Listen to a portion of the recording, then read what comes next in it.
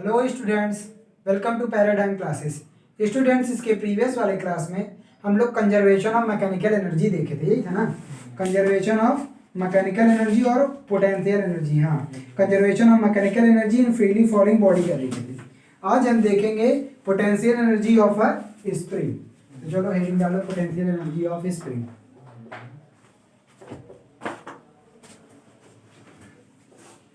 Potential energy of spring.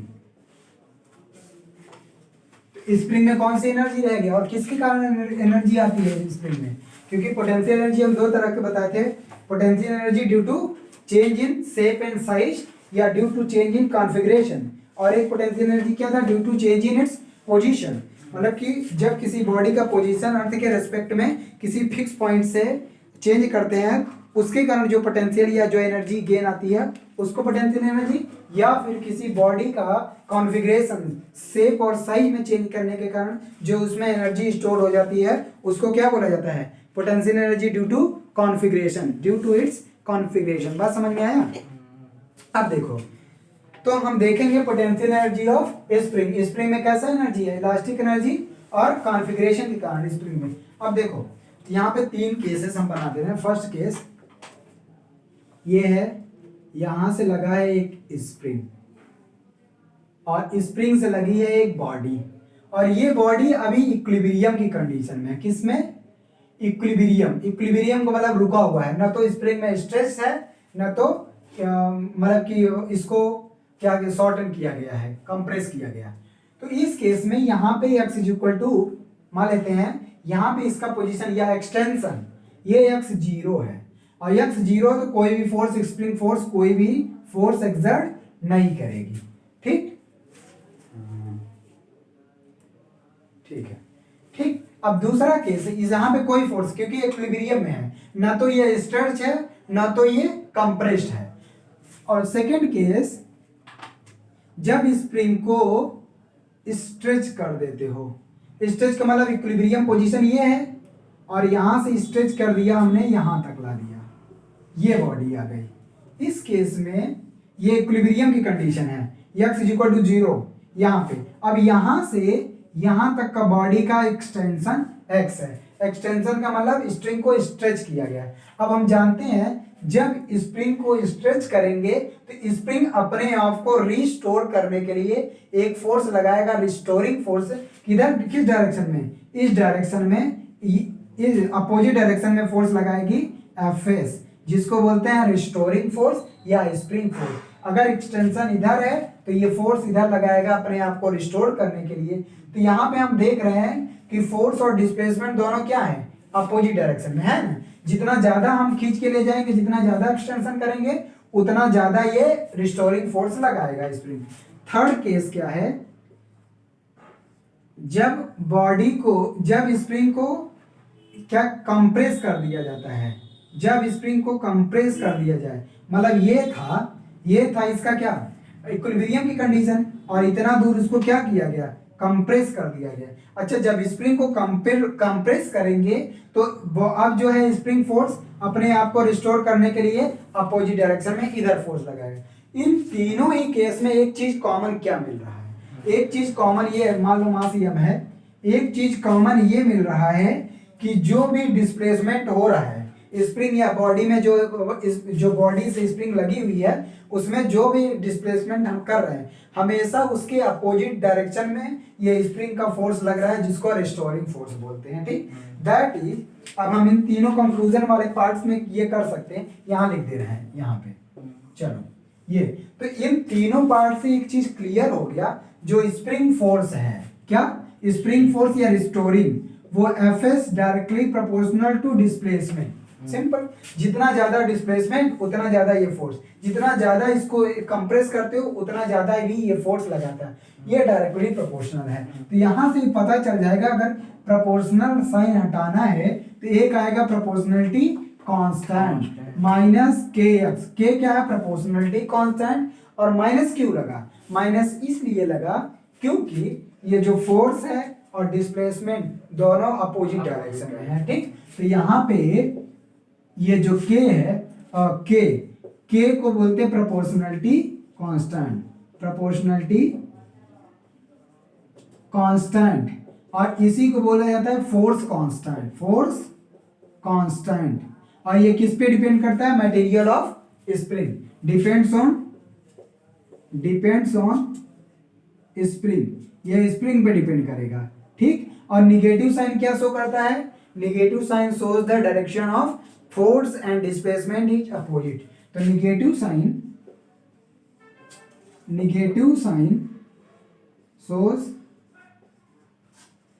shows that direction of, shows that Fs and x are in opposite direction, बात समझ में आया? ये आ गया क्या? फोर्स आ गया, स्प्रिंग का फोर्स। अब हम देखते हैं कि इसमें एनर्जी कितना स्टोर हुआ। इसको क्या बोलते हैं? Force constant, proportional force constant बोलो, या फिर इसको स्प्रिंग कांस्टेंट बोलो, ठीक। स्प्रिंग कांस्टेंट या फोर्स कांस्टेंट एक ही है। चलो आगे चलते हैं।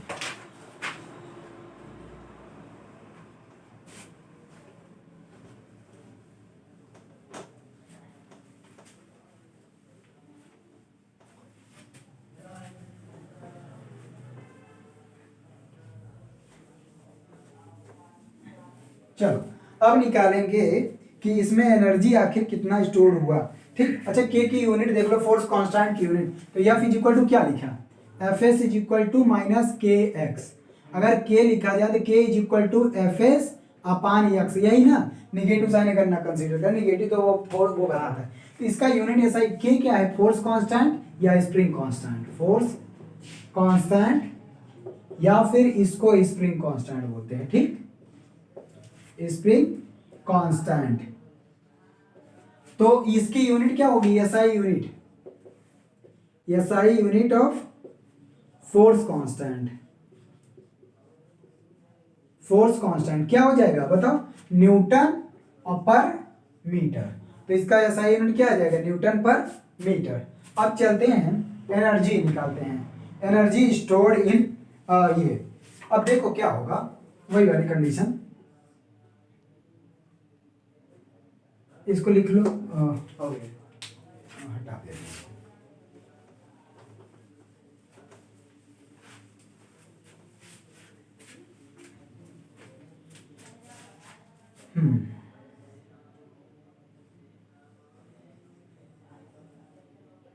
ये मान लेते हैं इक्विलिब्रियम की कंडीशन थी और इसको स्ट्रेच कर दिया गया।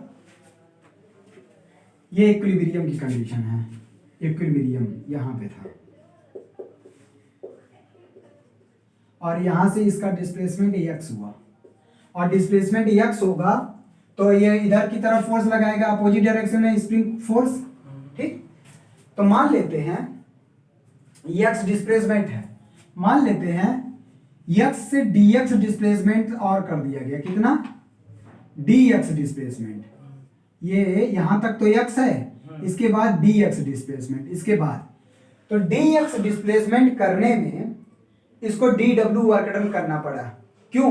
क्योंकि देखो, क्योंकि हम स्प्रिंग इसको इधर खींच रहा है, तो स्प्रिंग के अगेंस्ट हम उसको खींच रहे हैं ना। हाँ वही, स्प्रिंग के अगेंस्ट जब हम वर्क कर रहे हैं तो हमको वर्क करना पड़ेगा उसके अगेंस्ट खींचने के लिए।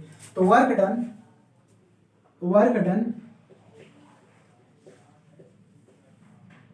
Done in small displacement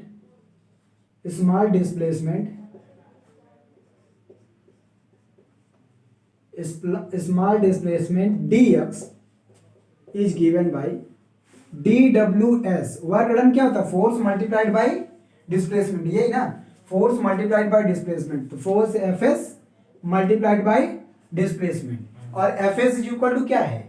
kx minus kx। तो dws रख दोगे माइनस kx, अभी जो लिखा Fs इज इक्वल टू अभी भी लिखा ना, माइनस kx। अब दोनों तरफ क्या कर दो? इंटीग्रेशन। तो इंटीग्रेशन यहाँ पे कर देंगे, तो इसका इंटीग्रेशन तो आ जाएगा ws, ये माइनस के कॉमन कर लो, और x dx। अब मान लेते हैं कि इसका इनिशियल पोजीशन xi है, xi से किसी फाइनल पोजीशन xf तक इसको स्ट्रेच किया गया, xi से किसी फाइनल पोजीशन xf तक स्ट्रेच किया गया। तो अब इसका इंटीग्रेशन कर दो, इसका इंटीग्रेशन क्या होगा? एक्स स्क्वायर बाई 2, पता है कि नहीं इसका इंटीग्रेशन, एक्स डी एक्स का, तो ये आ जाएगा एक्स आई और एक्स एफ।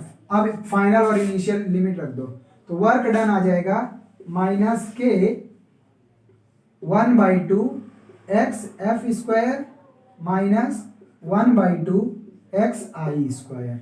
ठीक, अब माइनस का मल्टीप्लाई करो तो ये आ जाएगा वर्क डन,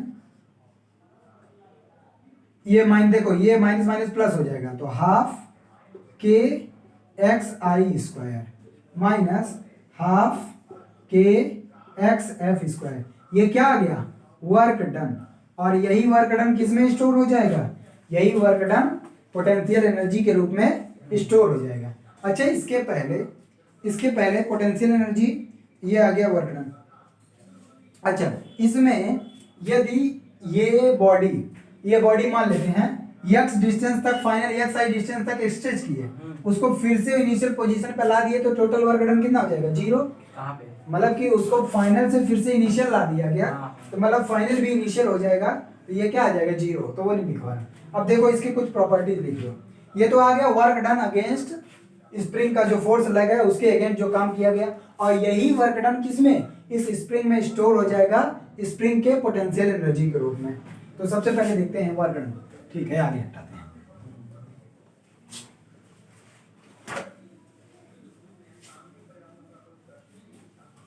ठीक है, देखो अब इसके कुछ प्रॉपर्टीज हैं।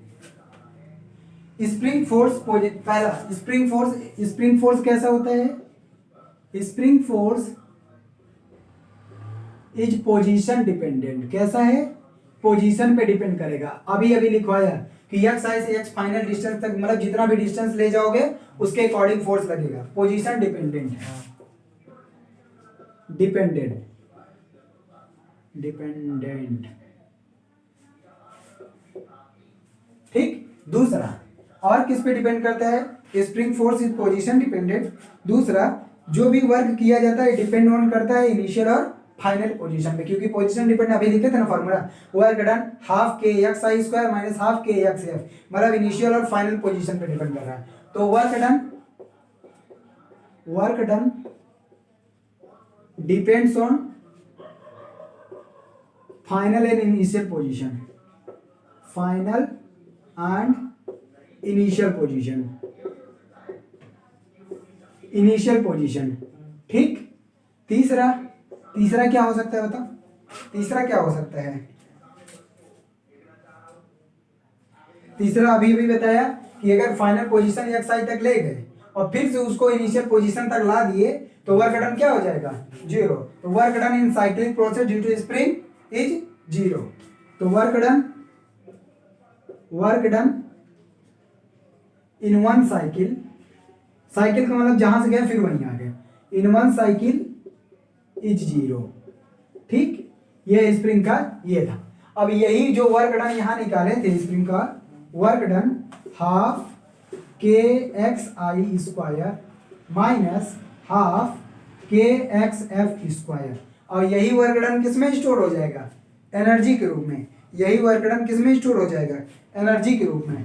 तो ये आ जाएगा, हम क्या चाहते हैं, potential energy, change in potential energy of spring is equal to minus W S. ये देखे थे कि नहीं, पीछे क्या लिखा है, change in potential energy is equal to negative of work done, क्योंकि हम फोर्स के अगेंस्ट काम कर रहे हैं ना, तो इसलिए नेगेटिव वर्क डन हो रहा है।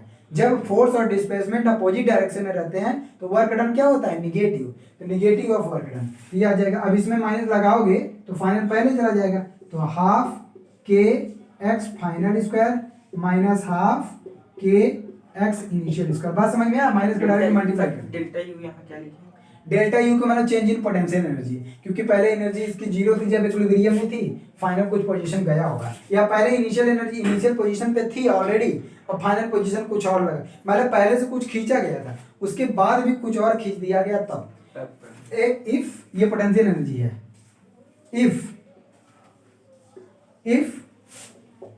X I, if initial position x I 0, initial मतलब इक्विलिब्रियम की कंडीशन में, और final position x F x हो, तो इस केस में जो एनर्जी आएगा वो, तो change in potential energy initial position पे 0, फाइनल पोजीशन पे u minus zero is equal to half K X square, ये माइनस हाफ के जीरो।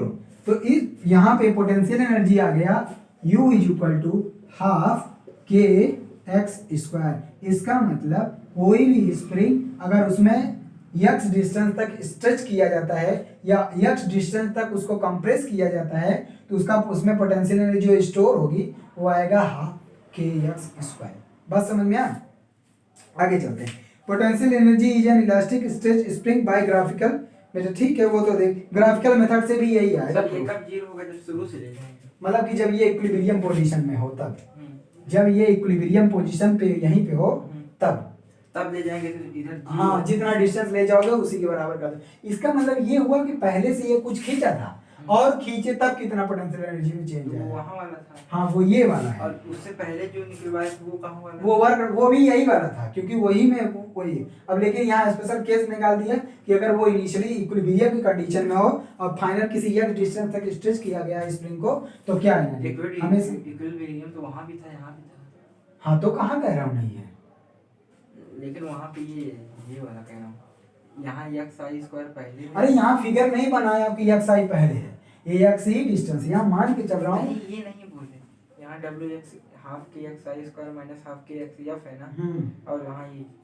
के एक्स एफ इधर हो गया और ये। अरे तो निगेटिव बताया ना पोटेंशियल चेंज, लेकिन आएगा तो उतना ही ना। हाँ, change in potential negative of work done. Work done negative क्यों हुआ? क्योंकि फोर्स और डिस्प्लेसमेंट दोनों अपोजिट डायरेक्शन में, इसलिए निगेटिव वर्क डन। और निगेटिव वर्क डन के अगेंस्ट हमको काम करना पड़ रहा है स्प्रिंग में, तो वो एनर्जी स्टोर हो जाएगी delta you in minus W S. और माइनस का इसमें मल्टीप्लाई करोगे तो ये माइनस माइनस प्लस पहले आ जाएगा और ये निगेटिव इधर। वो तो ठीक है सर, लेकिन आंसर दोनों का एक ही आएगा ना। पॉजिटिव निगेटिव का फर्क पड़ेगा। हाँ, बस पॉजिटिव नेगेटिव से क्या बदल जाएगा? अरे तो ये वर्क बदल के हम पोटेंशियल एनर्जी जब भी निकालेंगे ये वाला फार्मूला यूज करेंगे या ये वाला यूज करेंगे। अब वो वर्क डन है, वर्क डन से ही आया है ये। हमेशा जहां भी एनर्जी निकालेंगे वर्क डन पहले निकालेंगे। अब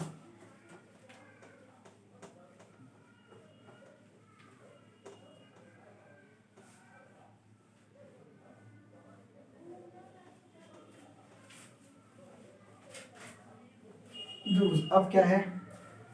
अच्छा, ये ग्राफिकल मेथड से, ग्राफिकल मेथड से क्या, ग्राफिकल मेथड से ये आ जाएगा यही वाला, यही क्या रहा कि potential energy of an elastic stretch spring by graphical method. Graph बना दूं, ग्राफिकल ग्राफ ही बना दूं और क्या, एक से प्रूफ करा दूं। ग्राफ बना दे रहा ना।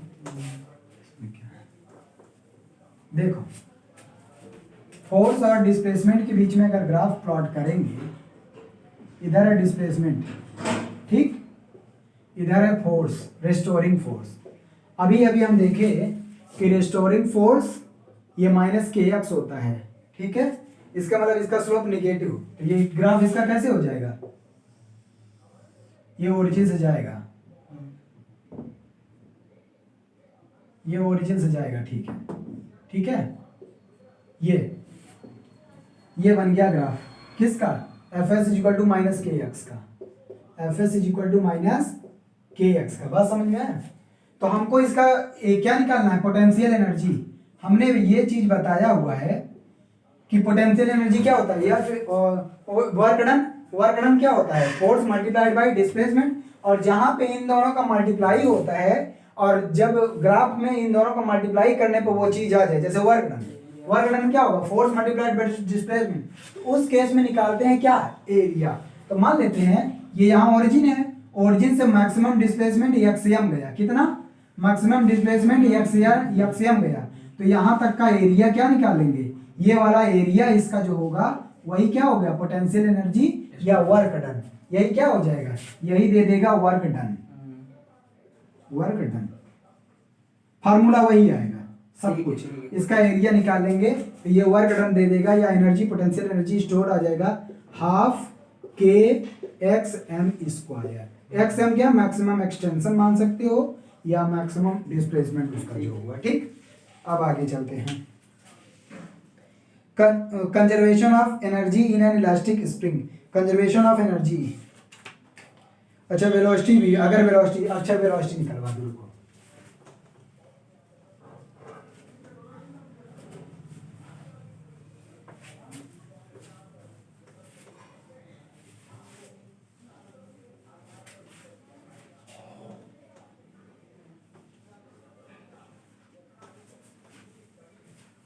क्या है? Conservation of energy in an elastic spring.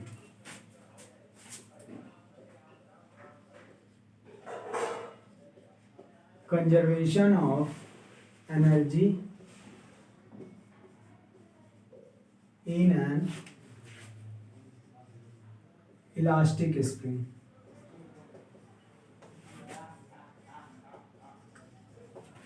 Elastic spring, अब देखो इसमें क्या देखेंगे, फिगर बना दो।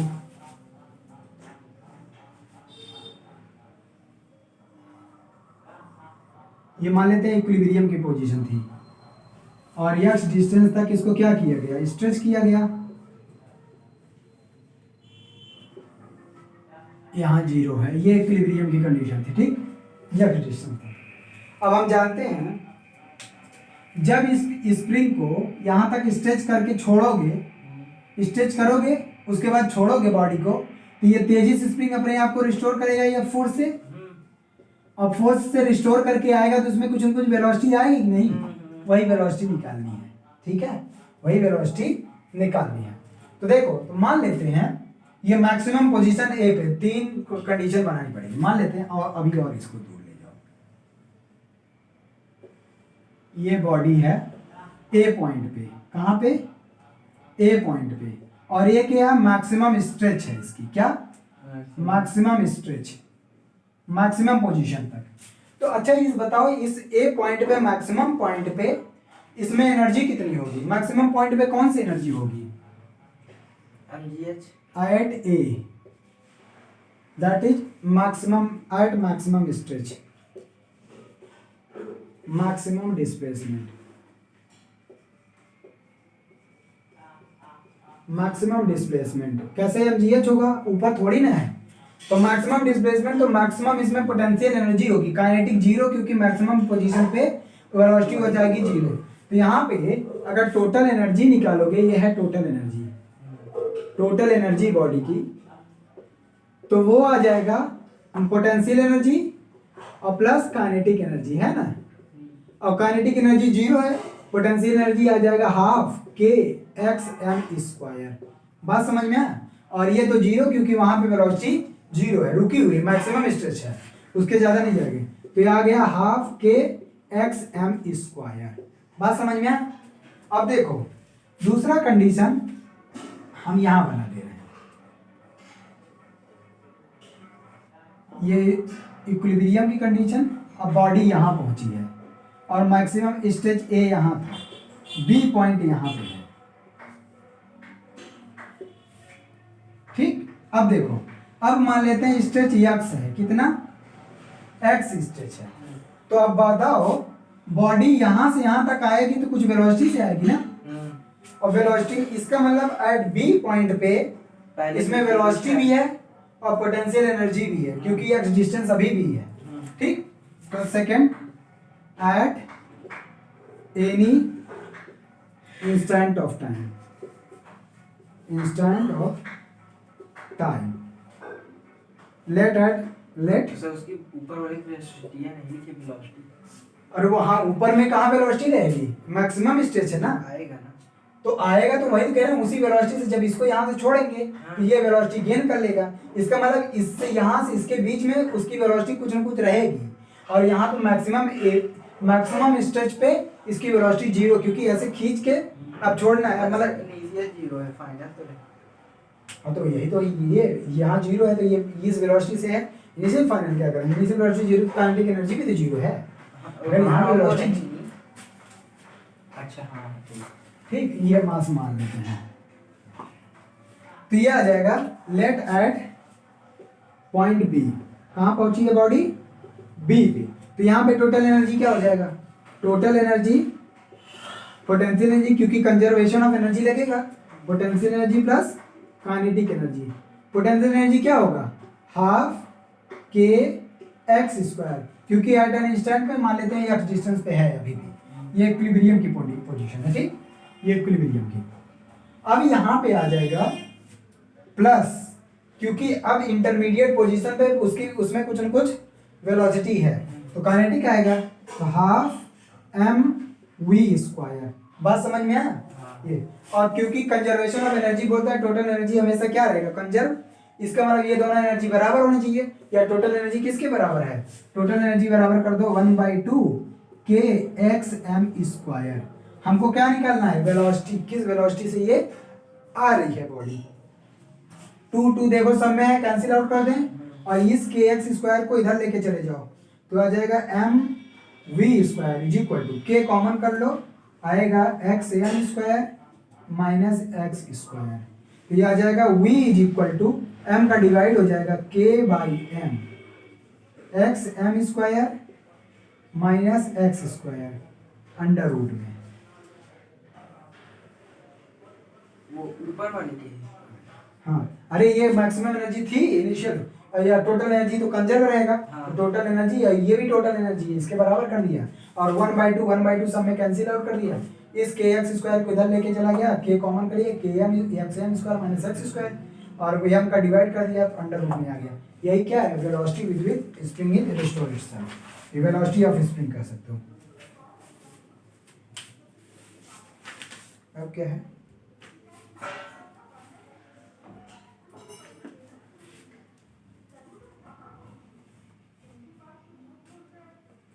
ठीक है, अब एनर्जी, टोटल एनर्जी और इसके बीच में एक ग्राफ खींच लो, बस हो गया, लिखे। हो गया।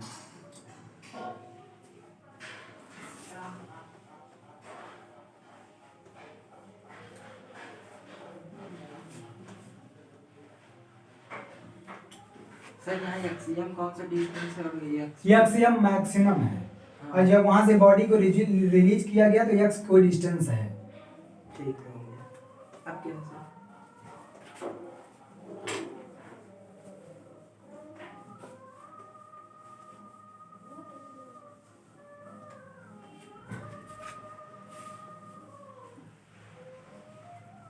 अब है एनर्जी, देख लो, variation of kinetic potential total energy with the displacement x के साथ, ठीक है, देखो डिस्प्लेसमेंट और एनर्जी के बीच में ये भी ग्राफ बना देता हूँ।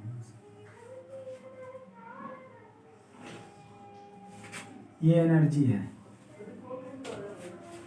और इधर डिस्प्लेसमेंट,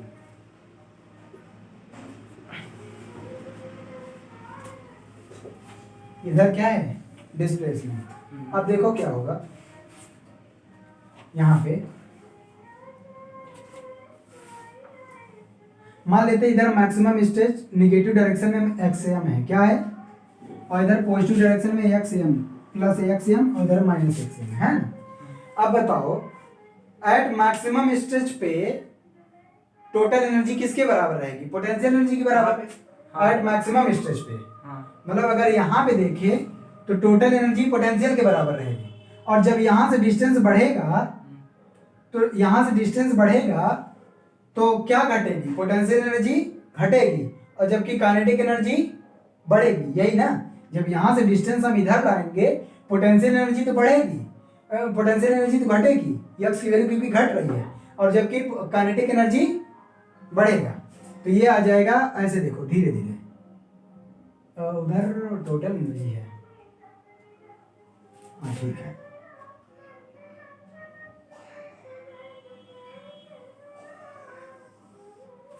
बन ठीक से।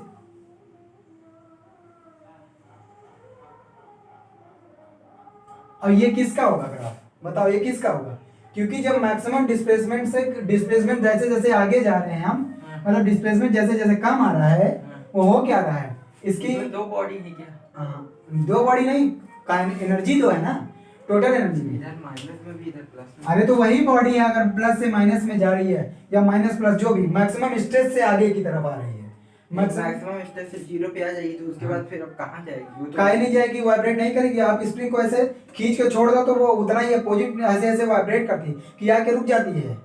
बोलो, स्प्रिंग को ऐसे खींच के छोड़ दो, आके रुक जाएगी वहीं पे, ऐसा नहीं होगा, समझे। जितना डिस्प्लेसमेंट गया उतना अब वाइब्रेट करेगा। तो ये इस केस में है, ये कौन सी, इसमें इस केस में मैक्सिमम स्टेज पे पोटेंशियल एनर्जी होती है 0। तो यहाँ पे अगर इस पॉइंट पे देखा जाए, ए बी पॉइंट मान लो, ए बी, तो इन दोनों ही पॉइंट पे पोटेंशियल एनर्जी क्या होगी, मैक्सिमम, पोटेंशियल एनर्जी मैक्सिमम। और जबकि काइनेटिक एनर्जी मिनिमम या 0 कर सकते हो, काइनेटिक एनर्जी मिनिमम। और जैसे जैसे बॉडी आगे बढ़ेगी पोटेंशियल एनर्जी घटती जाएगी और काइनेटिक एनर्जी बढ़ती जाएगी। अच्छा, यहीं से अब देखो, और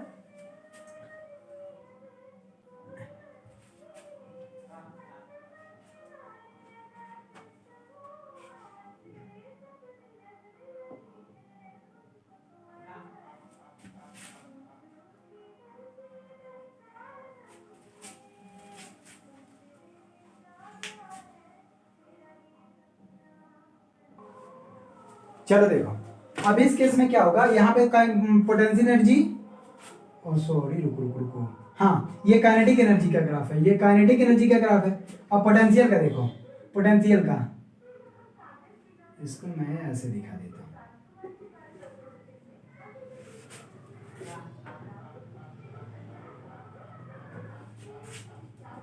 ये पोटेंशियल एनर्जी का ग्राफ, इधर देखो, ये किसका है, ये काइनेटिक का, यहाँ पे हिसाब से बता देता हूँ, ये काइनेटिक एनर्जी का ग्राफ है, कौन सा वाला, वो ये वाला, और ये पोटेंशियल एनर्जी का ग्राफ है। ठीक, पोटेंशियल एनर्जी का ग्राफ है, हो गया एनर्जी और उसमें वेरिएशन। अब क्या बचा है, क्वेश्चन करवा दूं, क्वेश्चन एक करवा लीजिए। अरे बहुत अच्छा क्वेश्चन एक है। हाँ तो वही तो कह रहा हूँ, करवा लीजिए।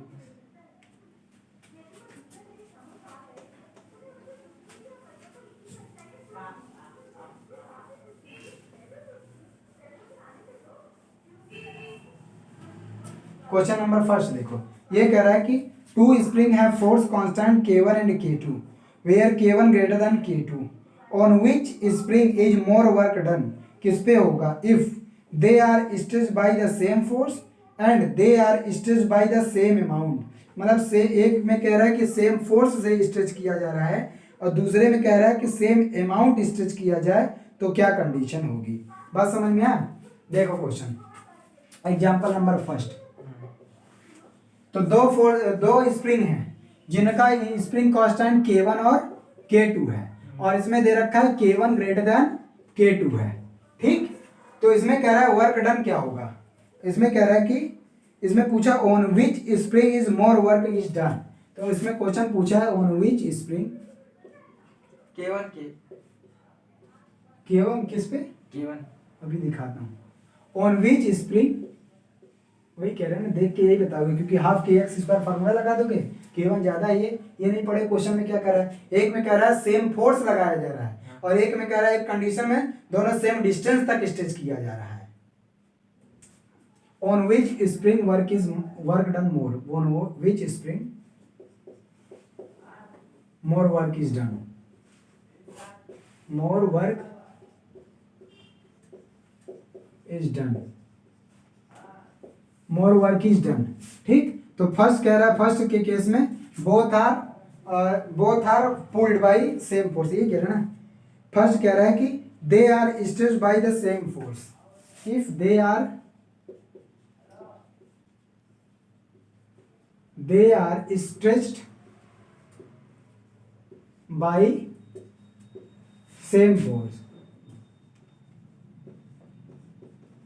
they are stretched by same force। दूसरा, they are stretched by same amount,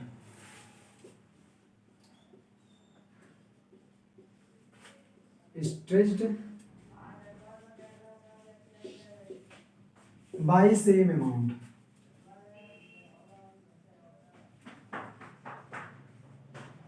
देखो अब केस फर्स्ट देखो, सॉल्यूशन दिखाते हैं, समझ आ रहे हैं। एक केस में कह रहा है कि जो दो स्प्रिंग है, एक केस में कह रहा है जैसे ये एक स्प्रिंग है, पहले वाले केस में कह रहा है कि दोनों ही स्प्रिंग को सेम फोर्स से खींचा जा रहा है। बात समझ में आया, सेम फोर्स से हाँ पहले वाले केस में। तो इसमें समझो हाँ तो वर्क डन क्या होता है, मान लेते हैं W1 W2, तो फर्स्ट केस वाले में देख रहे हैं व्हेन सेम फोर्स ठीक है सर। देखो तो एक में कह रहा है कि सेम फोर्स से खींचे जा रहे हैं, कितना सेम फोर्स। तो अब बताओ जब सेम फोर्स की कंडीशन है तो मान लेते हैं K1 वाले में वर्क डन W करना पड़ा और K2 वाले में वर्क डन W2, यही ना W1 W2। फार्मूला क्या होता है, हाफ K1 x1 स्क्वायर, यही ना, अपान हाफ K2 x2 स्क्वायर। ठीक, अब देखो half half cancel K1 into, अच्छा इस x1 को क्या लिख सकते हैं, x1 इंटू x1 लिख सकते हैं, और इस K2 इंटू x2 लिख सकते हैं।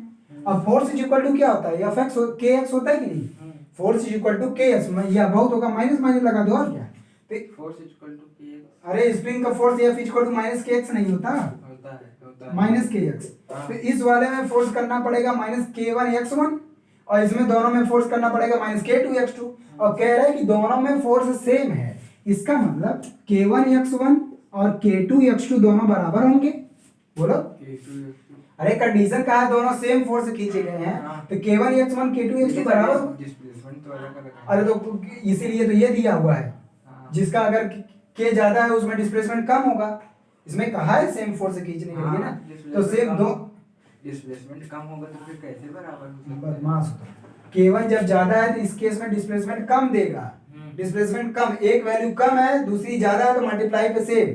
जैसे ये देखो इन दोनों वैल्यू, अगर ये ज्यादा है ये कम है, और यहाँ पे ये कम है ये ज्यादा हो जाएगा, वो भी दिएगा कि ये कम है, और क्या यहाँ दिया है K1 K2 से कम है ना, वो तो K1 दिया है, ज्यादा, लेकिन ये डिस्प्लेसमेंट कहाँ दिया कि x1 ये नहीं दिया है, इसीलिए तो अलग अलग है। हाँ। तुम काहे सेम कर रहे हो, इसीलिए तो डिस्प्लेसमेंट अलग अलग है। और वो दूसरा केस यही है कि जब डिस्प्लेसमेंट भी सेम हो लेकिन अब फोर्स अलग होगा, तो इस वाले केस में तो फोर्स सेम है ना। अरे force simply F is equal to minus kx, इसका भी फोर्स माइनस kx, और फोर्स कह रहा है बराबर तो बराबर कर दो ना, क्या इसमें दिक्कत है।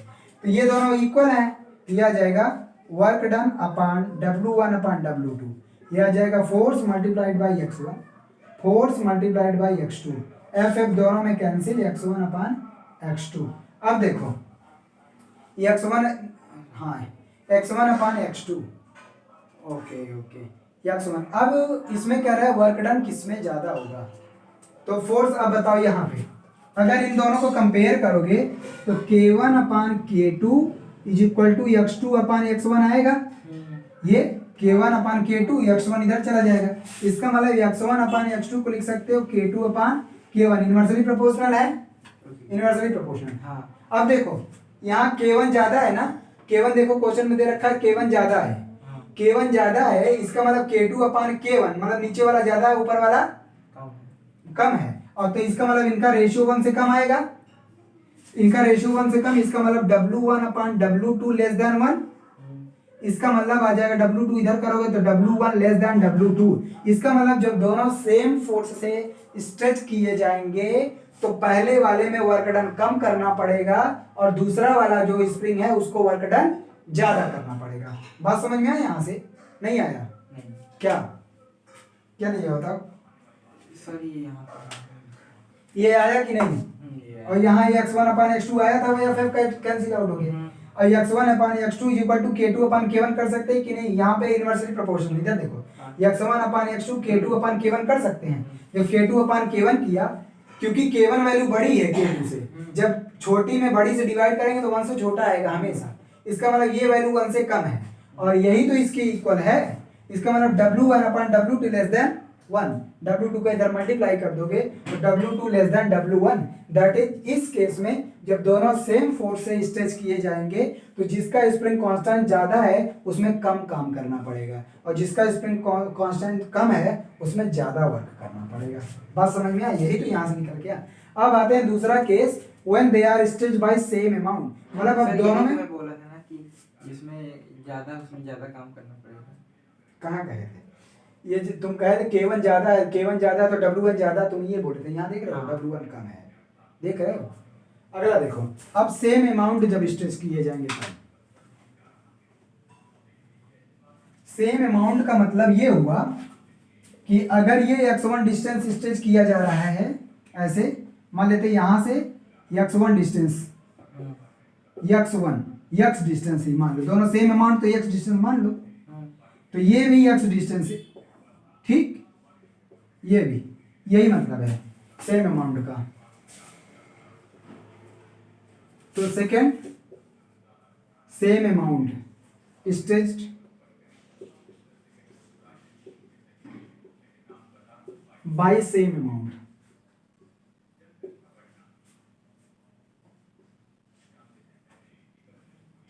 सेम अमाउंट, तो सेम अमाउंट का मतलब यहां तो फॉर्मूला लगा तो हाफ के एक्स स्क्वायर सीधा सीधा, तो W1 अपान W2, तो ये आ जाएगा half K1 x square half K2 x square. अब यहाँ पे ये कैंसिल हो गया, K1 अपान K2। अब देखो K1 ज्यादा है तो W1 वर्क डन ज्यादा करना पड़ेगा, K2 ज्यादा है तो वर्क डन कम करना पड़ेगा, सीधा सीधा। ये ग्रेटर देन 1 है, इसका मतलब W1 ग्रेटर देन W2।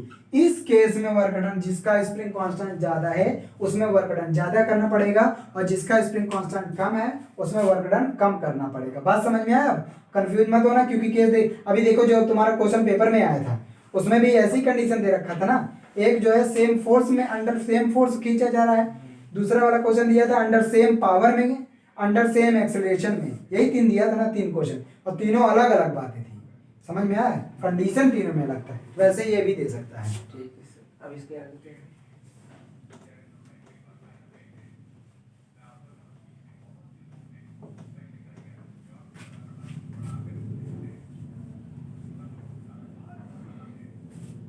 ये देखो ये वाला क्वेश्चन, ये वाला करोगे? हाँ सर, अब करेंगे, अब तो बता दीजिए। हाँ? हाँ आप तो बता दीजिए, करेंगे, जो नहीं होगा आपको बताएं, पूछें। अब सर आगे करिए, नहीं फिर टाइम होगा। तो अब है डिफरेंट फॉर्म ऑफ एनर्जी, तो जानते हो mechanical energy, internal heat energy, ये रहने दे रहे हैं। ये सब तो थ्योरी वाला पार्ट है। आइंस्टीन मास एनर्जी ये भी इक्विवेलेंस। नहीं है, ठीक है सर, ये भी थ्योरी ही है, इसमें क्वेश्चन दिया है उसमें नहीं दिया है। अब ठीक है। रहने दीजिए, इसको पढ़ने वाला है। प्रिंसिपल ऑफ कंजर्वेशन ऑफ हाँ, एनर्जी। इससे बस खाली उस तरह आया था बस थ्योरेटिकल, इससे वो वाला क्वेश्चन नहीं आया। तो बता दूं थोड़ा, थ्योरी बताना बता दीजिए। थियरी है और का है इसमें, आइंस्टीन एंड मास एनर्जी तो इक्विवेलेंस। फिर वो नीचे बताइए, जो नीचे वाला है। अरे जो तीन तो वो दिए हैं। ये principal of conservation of energy, नहीं, उसके ऊपर तीन तो वो नहीं दिया है। हाँ तो वही कह रहा हूँ, हाँ तो वही वही तीनों बस। Einstein mass energy equivalence.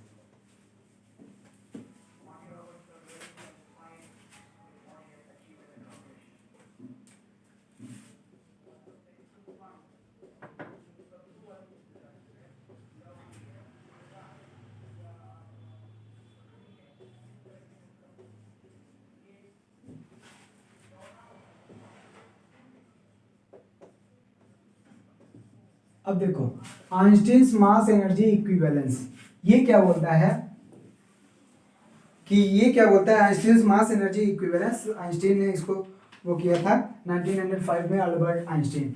ये क्या बोलता है कि कोई भी बॉडी या कोई भी मैटर जिसमें मास m है, जिसमें मास m है, इसका मतलब डायरेक्ट में फॉर्मूला वो नहीं देगा, mc²। इसका इस पर्टिकुलर इक्वेशन का मतलब क्या हुआ, कोई भी मैटर जिसका मास m है, अगर उसको c वेलोसिटी से दे दिया जाए, मतलब स्पीड ऑफ लाइट के बराबर की वेलोसिटी दे दिया जाए, तो वो एक एनर्जी बन जाएगी। बात समझ में आया? c क्या है? स्पीड ऑफ लाइट 3 × 10⁸ मीटर पर सेकेंड। तो आइंस्टीन का मास एनर्जी इक्विवेलेंस का मतलब मास को एनर्जी में कन्वर्ट किया जा सकता है और एनर्जी को मास में कन्वर्ट किया जा सकता है। ठीक, तो मास को एनर्जी, अगर इस मास को, किसी भी मास को c वेलोसिटी से वेलोसिटी दे दिया जाए तो वो मास डिसअपीयर हो जाएगा, इसका मतलब एनर्जी में कन्वर्ट हो जाएगा। इसका मतलब ये हुआ। ठीक, अब इसका हमें, अच्छा इसका मतलब एनर्जी को भी मास में कन्वर्ट होना चाहिए, एनर्जी को भी मास में कन्वर्ट, अगर कोई एनर्जी है तो मास बन जाना चाहिए। अब हम यही देखेंगे क्या यहाँ पे, यहाँ पे एग्जाम्पल देखेंगे। एग्जाम्पल देखो एनर्जी मास इक्विवेलेंस में। फर्स्ट एग्जाम्पल है एनिहिलेशन ऑफ मैटर। एप्लीकेशन है वो वैसे इसका, एप्लीकेशन ऑफ आइंस्टीन। तो पहला है annihilation of matter, annihilation of matter. Annihilation का मतलब मैटर खत्म होना, वही तो बताया। अगर किसी मैटर को जिसका मास m है c वेलोसिटी दे दिया जाए तो वो एनिहिलेट कर जाएगा, खत्म कर जाएगा, वो एनर्जी की तरह बन जाएगा। अब एनर्जी की तरह चलने लगेगा या एनर्जी में कन्वर्ट हो जाएगा। ठीक, एनिहिलेशन ऑफ मैटर में ये बोलता है कि जब एक इलेक्ट्रॉन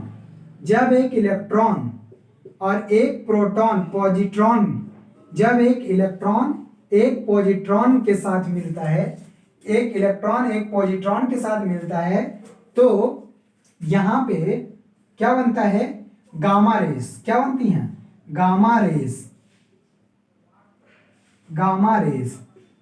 यह क्या है, ये दोनों क्या है, मैटर है जिनका कुछ न कुछ मास होगा। ये इलेक्ट्रॉन है, इलेक्ट्रॉन पार्टिकल है ना, इसका कुछ न कुछ मास है। और ये क्या, पॉजिट्रॉन क्या, ये भी पार्टिकल पॉजिटिव। और ये दोनों जब मिलेंगे तो ये क्या करे, एनिहिलेट मतलब खत्म हो जाएगा और ये एनर्जी निकल जाएगी, एनर्जी गामा रेस, ये एनर्जी के फॉर्म में बाहर हो जाएगी। इसको बोलते हैं एनिहिलेशन ऑफ मैटर। यही क्या है, एनिहिलेशन ऑफ मैटर। ये क्या, इलेक्ट्रोमैग्नेटिक रेडिएशन के रूप में निकल जाएगी, इलेक्ट्रोमैग्नेटिक रेडिएशन, मैग्नेटिक रेडिएशन। तो पहला तो ये केस है। यहां पे सीधा ये पता चला कि मास को कन्वर्ट हो गया किसमें, एनर्जी में। मास किसमें कन्वर्ट हो गया, मास एनर्जी में कन्वर्ट हो गया, हुआ ना। ये इसका एप्लीकेशन। दूसरा है Einstein mass energy relation, pair production. ये कह रहा है,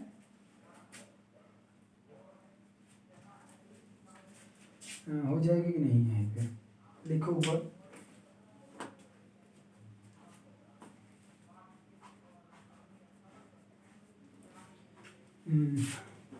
हटा दूसरा,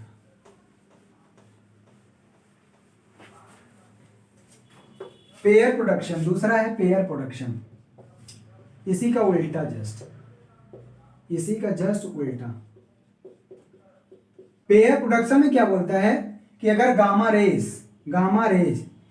रेज की एनर्जी अगर कितनी हो, gamma rays with energy 1.02 million electron volt, अगर इतने इलेक्ट्रॉन वोल्ट की एनर्जी गामा रेज हो, उसको किसी न्यूक्लियस के पास से पास कराओ। क्या, कोई न्यूक्लियस है, किसी न्यूक्लियस के पास से अगर उसको पास कराओ तो ये जो है एनर्जी पॉजिट्रॉन और इलेक्ट्रॉन में कन्वर्ट हो जाती है। मतलब कि अगर गामा रेस को किसी न्यूक्लियस के अक्रॉस पास कराओ, न्यूक्लियस के क्रॉस, ठीक, न्यूक्लियस के थ्रू, तो ये जो एक गामा रेज है वो कन्वर्ट हो जाएगी इलेक्ट्रॉन और पॉजिट्रॉन में। इसी को बोलते हैं पेयर प्रोडक्शन। ये न्यूक्लियस के पास से हो रहा है, रिएक्शन नहीं कर रहा है, न्यूक्लियस से लड़ नहीं जा रहा है जाके। न्यूक्लियस के पास से अगर गामा रेज को पास किया जाए इतनी एनर्जी की, तो ये इलेक्ट्रॉन और प्रोजेक्ट्रॉन बन जाते हैं, प्रोड्यूस हो जाते हैं। इसको बोला जाता है पेयर प्रोडक्शन। यहाँ पे क्या हो रहा है, यहाँ पे एनर्जी है, ये इलेक्ट्रोमैग्नेटिक रेडिएशन, और ये मेटल में। इसका मतलब इस केस में एनर्जी कन्वर्ट किस में हो गया, मास में। एनर्जी किस में कन्वर्ट हो गया, मास में। एक चीज और, एनर्जी जनरेशन इन द सन, ठीक है, सन और स्टार में एनर्जी क्या जनरेशन कैसे होता है, क्या होता है बताओ। वहां पे दो हाइड्रोजन एटम मिलके एक हीलियम बनाते हैं, और उस प्रोसेस में एनर्जी बनता है। तो वहां पे भी क्या है, मास जो है एनर्जी में कन्वर्ट हो रहा है, मास एनर्जी में। तो ये आप लिख सकते हो energy production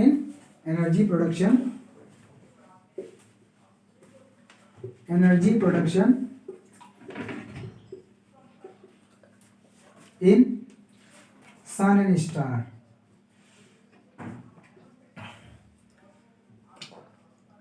sun and stars, इसमें भी क्या होता है, मास एनर्जी में कन्वर्ट होता है। इस सब में मास एनर्जी में कन्वर्ट होता है।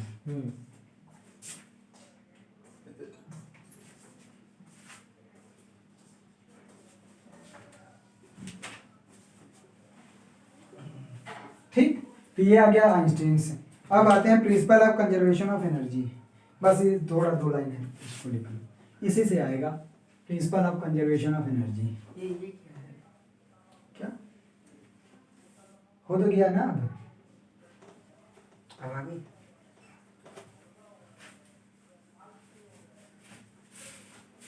Principal of conservation of energy.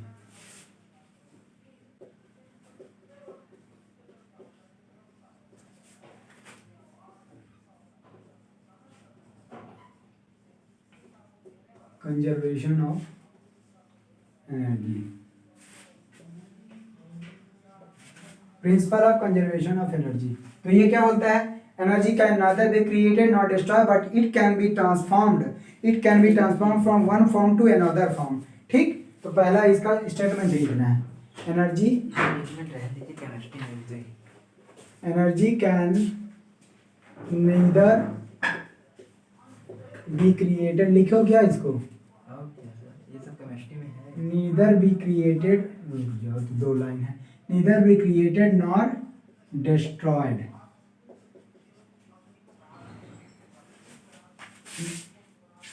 it can be transformed one form to another,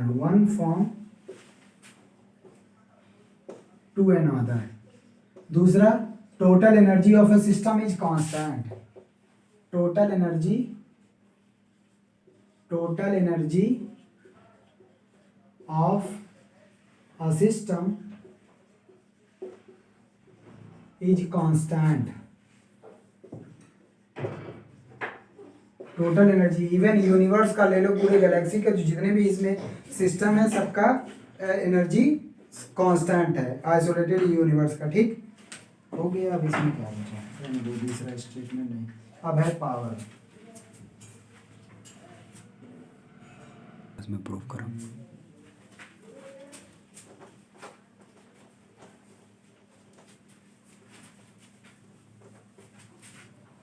देखो पावर क्या होता है, रेट ऑफ डूइंग वर्क। तो बस सीधा सीधा लिख दो, power can be defined as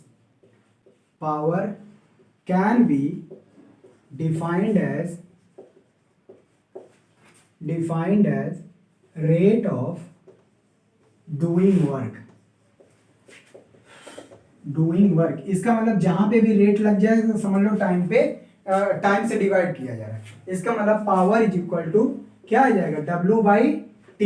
अगर वर्क डन W किया जा रहा है किसी टाइम T में, तो उसमें जो इसका मतलब उसमें जो भी पावर P है ये आ जाएगा। ठीक, P is equal to W/T। अब इसका लिख दे, इसका यूनिट लिख देते। इसका यूनिट क्या होगा, SI यूनिट बताओ, SI यूनिट ऑफ पावर क्या होगा, वर्क डन का जूल और टाइम का सेकंड, जूल पर सेकंड। इसी को या वॉट भी बोला जाता है, जूल पर सेकंड या वॉट।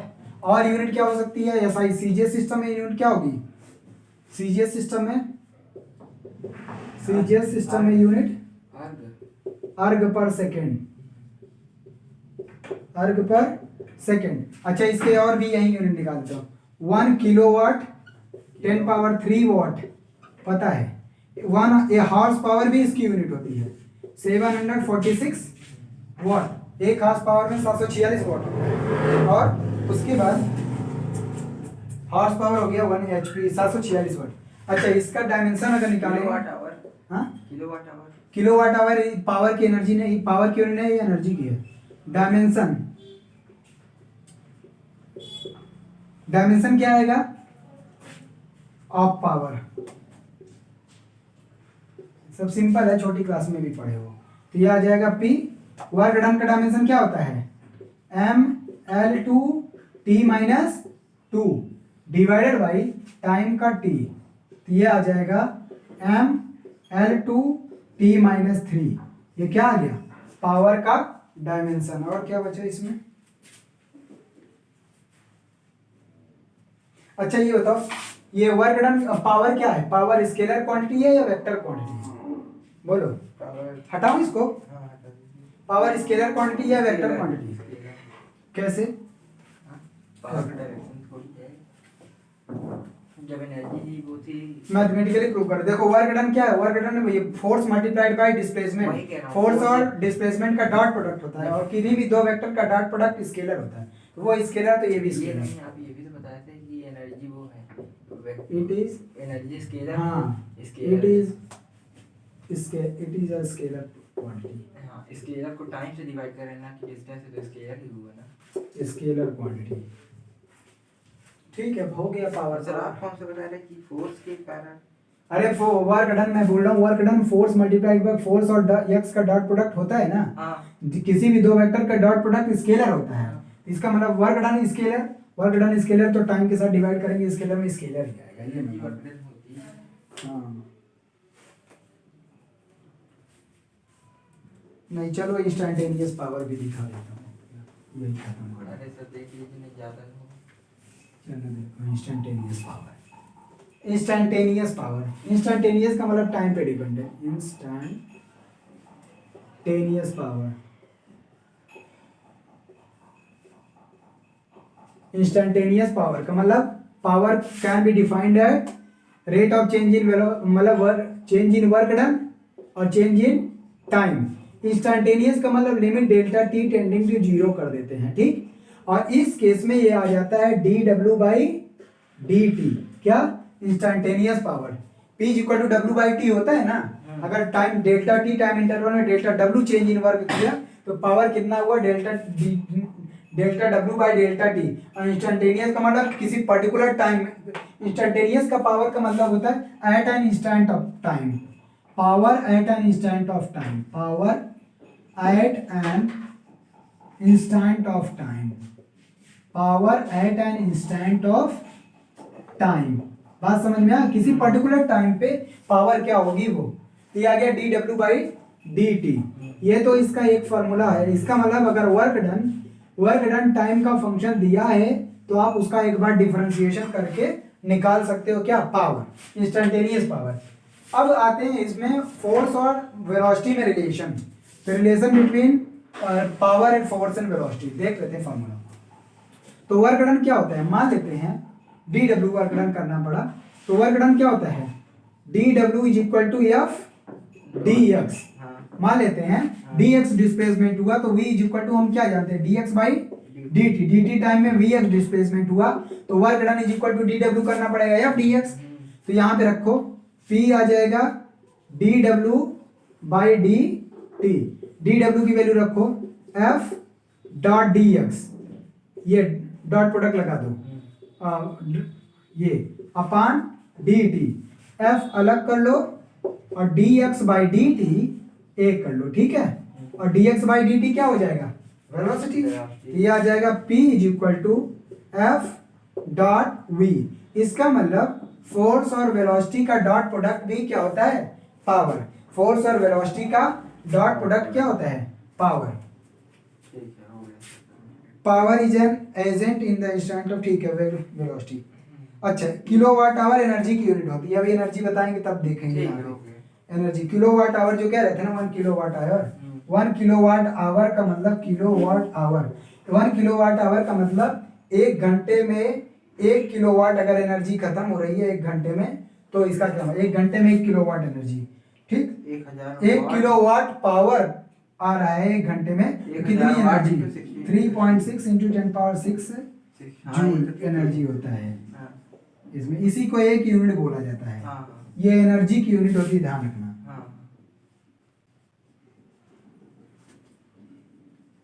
अब इसके क्वेश्चन बच गए हैं, और क्या, इसके क्वेश्चन बच गया, ठीक है सर, उसका क्वेश्चन का